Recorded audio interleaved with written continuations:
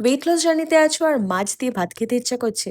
আমি যদি বলি খেতেই পারো এরকম একটা কাতলা মাছ গরম গরম ধোয়া ওঠা ভাত দিয়ে, একদম ঠিক জায়গায় এসে গেছো। আজ শেয়ার করব কোনো রকম তেল মশলা ছাড়া একটা কাতলা মাছের রেসিপি, যেটাতে রয়েছে 33 গ্রামস অফ প্রোটিন আর ক্যালোরিজ অনলি আন্ডার 400। সবার প্রথমে একটা বড় সাইজের পেঁয়াজ, একটা বড় সাইজের টমেটো, 2 চামচ জলে ভেজানো পোস্ত, 6-7টা রসুনের কোয়া, কিছুটা আদা, 2টো কাঁচা লঙ্কা, 2টো শুকনো লঙ্কা, যেটা আমি এখানে দেখাতে পারিনি।